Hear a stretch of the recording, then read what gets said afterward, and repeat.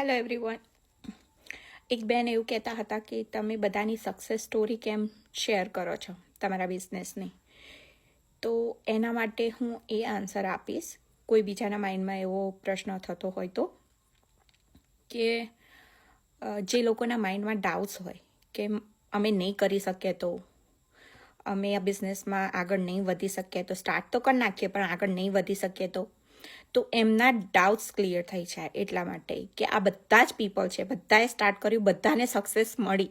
એટલા માટે એમની સક્સેસ સ્ટોરી તમને બતાવવામાં આવે છે, એમના ચેક્સ બતાવવામાં આવે છે, એમની ઇન્કમ બતાવવામાં આવે છે કે એ બધા જ લોકોને ઇન્કમ મળી રહે છે, સક્સેસ મળે છે, તો તમને કેમ નહીં મળે, રાઈટ? હવે તમે કોઈ ફ્રેન્ચાઇઝનું જોતા હશો તો ઓબ્વિયસલી એના રિવ્યૂઝ મૂકેલા હોય છે, એના ગુડ્સ રિવ્યૂ બતાવવામાં આવે છે કે લોક આ ફ્રેન્ચાઇઝનું આ સારું છે, પેલું સારું છે, એમ સમથિંગ. બસ એવી જ રીતે આ બિઝનેસનું તમને બધું જણાવવામાં આવે છે કે બધાને કેવી સક્સેસ મળે છે, કેટલા ઉપર સુધી બધા પહોંચે છે, કે જે હાઉસ વાઇફ્સ છે એ ઘરમાં રહી કશું જ નથી કરતી, રાઈટ?